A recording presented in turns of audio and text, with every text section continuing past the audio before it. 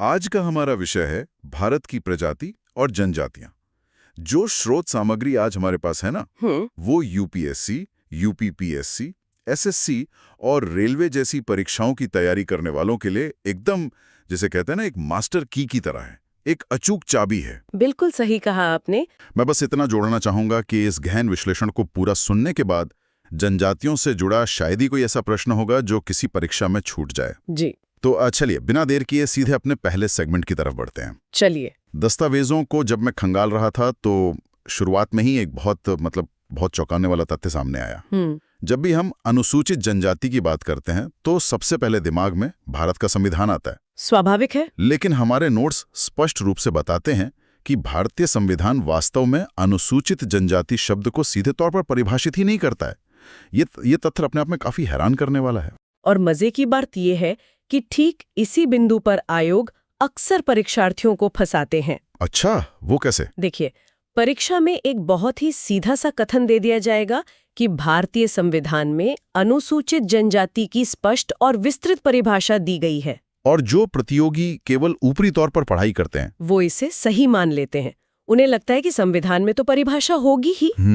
लेकिन असल में संविधान के अनुच्छेद 366 खंड 25 के अनुसार, अनुच्छेद 366-25 के अनुसार, जी, उसके अनुसार अनुसूचित जनजाति केवल वे समुदाय हैं जिन्हें अनुच्छेद 342 के तहत अधिसूचित किया गया हो। मतलब अनुच्छेद 342 के तहत। बिल्कुल। इसका सीधा सा अर्थ यह है कि संविधान कोई परिभाषा नहीं गढ़ता। वो केवल एक प्रक्रिया या तंत्र बताता है कि राष्ट्रपति द्वारा किसे यह दर्जा दिया जाएगा। यूपीएससी की परीक्षा में जो कथन और कारण वाले सवाल आते हैं ना, जी, कथन और कारण वाले, उनके लिए ये एक बहुत ही बारीक लेकिन बेहद महत्वपूर्ण अंतर है। ये तो बहुत ही अहम सवाल खड़ा करता है। अगर संविधान कोई ठोस परिभाषा नहीं देता, जी, तो आखिर वे कौन से आधार हैं जिन पर यह तय होता है कि कौन सा समुदाय अनुसूचित जनजाति की श्रेणी में आएगा? दस्तावेजों में इसके लिए 5 प्रमुख आधारों का जिक्र किया गया है। इन पैमानों को परीक्षा के नजरिए से कैसे समझा जाए? इन 5 पैमानों को अगर हम गहराई से देखें तो ये मानव विज्ञान और समाजशास्त्र का पूरा निचोड़ है। अच्छा, मैं एक एक करके बताती हूँ। पहला पैमाना है आदिम लक्षण। आदिम लक्षण मतलब उनकी जीवन शैली। जी, इसका मतलब है कि समुदाय के रहन सहन और जीवन शैली में प्राचीनता की स्पष्ट झलक हो। दूसरा है सांस्कृतिक विशेषीकरण। इसका क्या अर्थ हुआ? मतलब उनकी मुख्यधारा से अलग अपनी एक विशिष्ट भाषा, अपना धर्म या अपनी एक अलग संस्कृति हो। ठीक है। यानी देश की सामान्य आबादी से दूर, दुर्गम जंगलों या ऊंचे पहाड़ों में एकांत में निवास करना। ये तो काफी स्पष्ट है। हाँ, चौथा पैमाना बहुत रोचक है। यह है बड़े पैमाने पर समुदाय के साथ संपर्क में शर्म। संपर्क में शर्म? जी, इसका सीधा सा अर्थ है कि वे बाहरी या मुख्य धारा के लोगों के साथ घुलने मिलने में गहरा संकोच महसूस करते हैं। बहुत दिलचस्प। और 5वां पैमाना है सामाजिक और आर्थिक पिछड़ापन। ठीक है, तो ये 5 पैमाने हो गए। अब देखिए, जब परीक्षाओं में मुश्किल बहुविकल्पीय प्रश्न आते हैं, मल्टीपल चॉइस क्वेश्चन, जी, तो वहां इन 5 पैमानों का सटीक ज्ञान होना बहुत जरूरी है, क्योंकि आयोग अक्सर इनमें से कोई एक गलत विकल्प डालकर भ्रमित करने का पूरा प्रयास करता है। जैसे वो पूछ लेंगे कि इनमें से कौन सा आधार नहीं है और कोई मिलता जुलता गलत विकल्प दे देंगे। एकदम सही पकड़े हैं आप। ये सैद्धांतिक स्पष्टता बहुत जरूरी थी। अब जरा जनसांख्यिकी और आंकड़ों की तरफ रुख करते हैं। बिल्कुल। नोट्स के अनुसार भारत की कुल जनसंख्या का 8.6% हिस्सा अनुसूचित जनजातियों का है। 8.6%। जी, और भौगोलिक तथा प्रशासनिक दृष्टि से देश के जनजातीय क्षेत्रों को 7 अलग-थलग हिस्सों में बांटा गया है। इन 8.6% में से सबसे बड़ी आबादी मध्य प्रदेश, महाराष्ट्र और ओडिशा में निवास करती है। लेकिन क्या इन आंकड़ों में कोई ऐसा बिंदु है जहां एसएससी या रेलवे की तैयारी करने वाले परीक्षार्थी अक्सर गलती कर बैठते हैं? हाँ, आंकड़ों के इस जाल में एक बहुत बड़ा ट्रिक पॉइंट छिपा हुआ है। Trick point? जी, वर्ष 2011 की जनगणना के आंकड़ों का अगर हम सूक्ष्म विश्लेषण करें, 2011 की जनगणना, हाँ, तो पता चलता है कि पंजाब, हरियाणा, चंडीगढ़, राष्ट्रीय राजधानी क्षेत्र दिल्ली तथा पुडुचेरी में कोई भी अनुसूचित जनजातीय समुदाय नहीं पाया जाता है। एक भी नहीं? आधिकारिक तौर पर एक भी नहीं। और राज्य लोक सेवा आयोगों की परीक्षाओं में जो इनमें से कौन सा कथन सही नहीं है वाले प्रश्न होते हैं, हाँ, वो तो बहुत आते हैं। उनके लिए ये तथ्य एक अचूक हथियार का काम करता है। अक्सर लोग मान लेते हैं कि हर राज्य में कुछ न कुछ जनजातीय आबादी तो होगी ही। बिल्कुल, ऐसा ही लगता है। और यहीं वे अपने बहुमूल्य अंक गंवा बैठते हैं। ये तो बहुत ही शानदार इंसाइट है। अच्छा, इन दस्तावेजों में एक और महत्वपूर्ण सूची है। कौन सी? जो जनजातियों को उनकी जनसंख्या के आकार के आधार पर क्रम में रखती है। हाँ, वो क्रम 2011 की जनगणना के अनुसार भारत का सबसे बड़ा जनजातीय समूह भील है। जी, भील। इसके बाद गोंड आते हैं, तीसरे स्थान पर संथाल, चौथे पर नेकदा और 5वें नंबर पर उरांव समूह आते हैं। परीक्षा के भारी दबाव में इस क्रम को याद रखना कितना महत्वपूर्ण है? ये क्रम तो सीधे तौर पर कालानुक्रम या आकार के अनुसार सजाएं वाले प्रश्नों में पूछा जाता है। क्रोनोलॉजी वाले सवाल। हाँ, घीलों की जनसंख्या 1,70,00,000 से अधिक है, जबकि गोंड लगभग 1,32,00,000 है। काफी बड़ा अंतर है। जी, शीर्ष 3 यानी भील, गोंड और संथाल का क्रम तो हर प्रतियोगी की उंगलियों पर होना चाहिए, क्योंकि ये देश के बहुत बड़े भौगोलिक हिस्से को कवर करते हैं। पूरे भारत के इस व्यापक परिदृश्य को समझने के बाद मुझे लगता है अब हमें राज्य विशेष गहराई में उतरना चाहिए। बिल्कुल, स्टेट स्पेसिफिक जानकारी बहुत जरूरी है। खासकर उत्तर प्रदेश और उत्तराखंड की जनजातियां, जो यूपीपीएससी जैसी राज्य स्तरीय परीक्षाओं का मुख्य केंद्र होती हैं। जी। दस्तावेजों में थारू जनजाति के बारे में एक बेहद अनूठा तथ्य दर्ज है। लिखा है कि ये जनजाति दिवाली को शोक पर्व के रूप में मनाती है। जी। इसके पीछे क्या कारण हो सकता है और ये तथ्य परीक्षाओं में इतनी बार क्यों पूछा जाता है? थारू जनजाति का ये तथ्य यूपीपीएससी का सबसे पसंदीदा सवाल रहा है, कई बार पूछा जा चुका है। हाँ, मैंने भी कई पुराने पेपर्स में देखा है। दीपावली को शोक पर्व के रूप में मनाने के पीछे उनकी एक गहरी मान्यता है। इस दिन वे अपने उन पूर्वजों को याद करते हैं जो अब इस दुनिया में नहीं है। अच्छा, तो ये उनके लिए उल्लास का दिन नहीं है? नहीं, वे इसे स्मृति और तर्पण का दिन मानते हैं। इसके अलावा थारू खुद को किरात वंश का मानते हैं। किरात वंश? जी, और इनमें संयुक्त परिवार की बहुत मजबूत प्रथा पाई जाती है। भौगोलिक दृष्टि से देखें तो ये उत्तराखंड की सबसे बड़ी जनजाति है। उत्तराखंड की सबसे बड़ी? हाँ, और इसका विस्तार नैनीताल से लेकर उत्तर प्रदेश के गोरखपुर और बिहार के तराई क्षेत्रों तक फैला हुआ है। इन नोट्स में आगे बढ़ने पर एक और नाम सामने आता है, भोटिया। भोटिया, जी। और ठीक इसी के साथ एक और नाम जुड़ता है, भूटिया।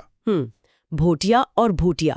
ये एक ऐसा बिंदु लगता है जहां उच्चारण या मात्रा की जरा सी चूक एक परीक्षा में बहुत भारी पड़ सकती है।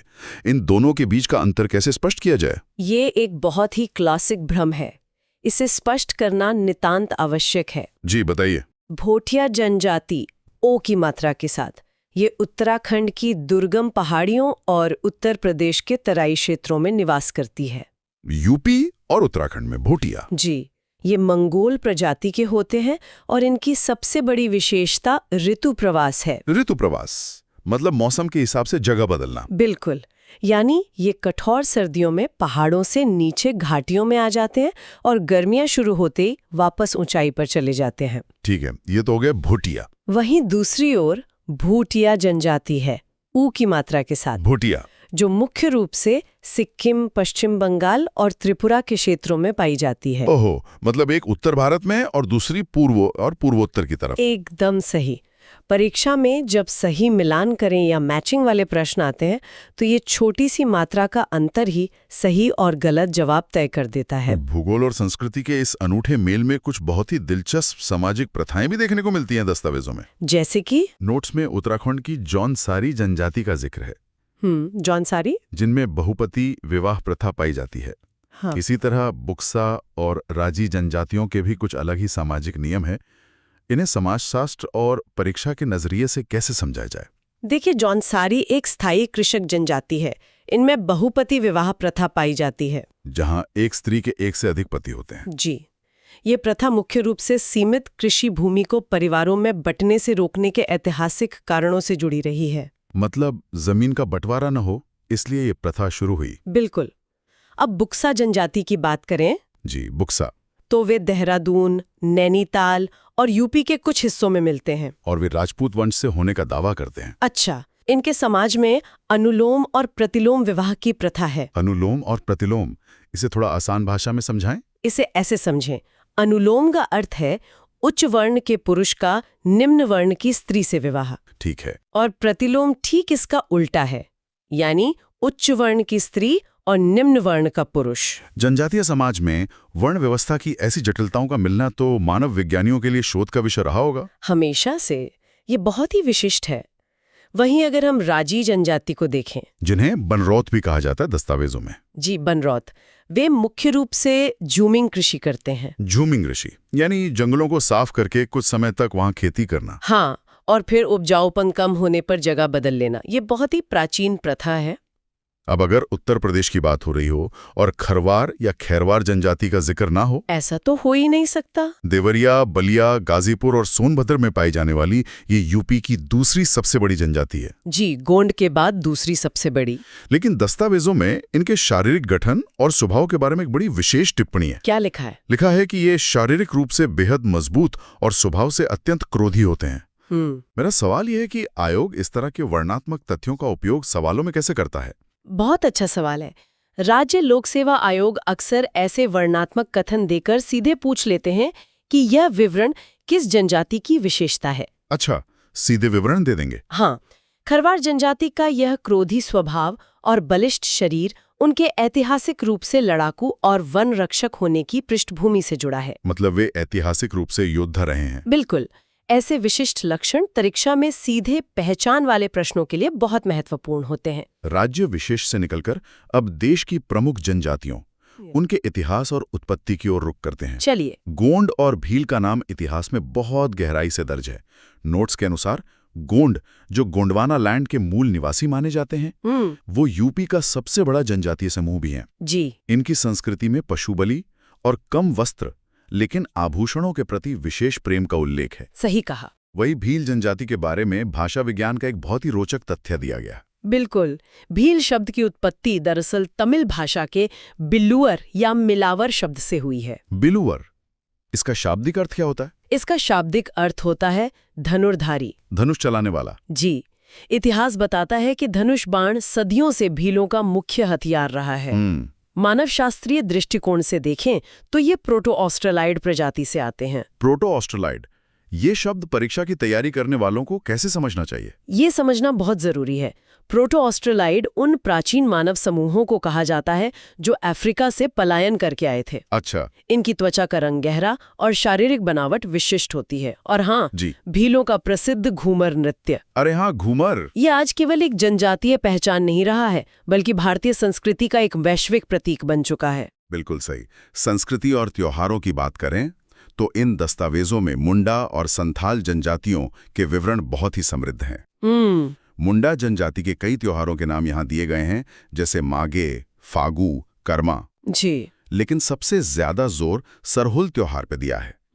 ऐसा क्या खास है इस त्योहार में जो इसे इतना महत्वपूर्ण बनाता है? सरहुल वास्तव में प्रकृति की पूजा का एक अनुपम उदाहरण है। प्रकृति की पूजा? हाँ, यह हिंदू कैलेंडर के अनुसार चैत्र माह से शुरू होकर जेठ तक चलता है। काफी लंबा चलता है। जी, यह मूल रूप से फूलों का त्योहार है, जब साल के पेड़ों पर नए फूल आते हैं।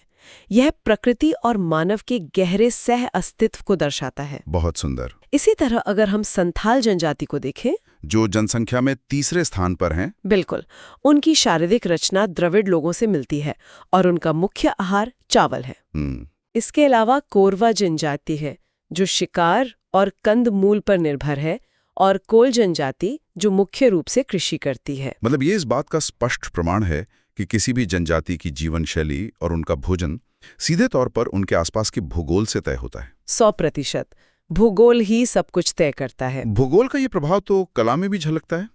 राजस्थान की मंगानियार जनजाति का उदाहरण दस्तावेजों में है। जी, मंगानियार। यह एक मुस्लिम जनजाति है जो अपनी बेहतरीन शास्त्रीय और लोक संगीत परंपरा के लिए विख्यात है। बिल्कुल। इसके विपरीत दक्षिण और उत्तर के दुर्गम क्षेत्रों में जनजातियों का जीवन बिल्कुल अलग है। हाँ, जैसा कि मैंने कहा, भौगोलिक विविधता ही आजीविका तय करती है। इसके कुछ उदाहरण देंगी? दक्षिण में नीलगिरी की पहाड़ियों पर निवास करने वाले टोडा जनजाति को ही देख लीजिए। टोडा जनजाति? ये खुद को आर्यों का वंशज मानते हैं। पहाड़ों पर रहने के कारण इनका मुख्य व्यवसाय पशुचारण है। जानवर चराना। जी। और एक खास बात, इनमें भी बहुपति विवाह प्रथा पाई जाती है। जौनसारी की तरह? बिल्कुल उसी तरह। और उत्तर भारत में? उत्तर में हिमालय की धौलाधार श्रेणी में गद्दी जनजाति रहती है। गद्दी, जो खुद को राजस्थान के गंडिया शासकों का वंशज मानती है। राजस्थान से हिमालय तक का सफर? हाँ। और अगर हम लद्दाख के ज़ांस्कर क्षेत्र में जाएं तो बहुत ही ऊंचाई वाला इलाका है। जी, वहाँ चांगपा नामक अर्धखानाबदोश तिब्बती प्रजाति मिलती है। लद्दाख के ठंडे रेगिस्तान में स्थायी कृषि तो संभव नहीं है। बिल्कुल नहीं। इसलिए वे लगातार अपने पशुओं के साथ एक जगह से दूसरी जगह प्रवास करते हैं। तो ये पूरी तरह से उनके पर्यावरण पर निर्भर है। एकदम सही।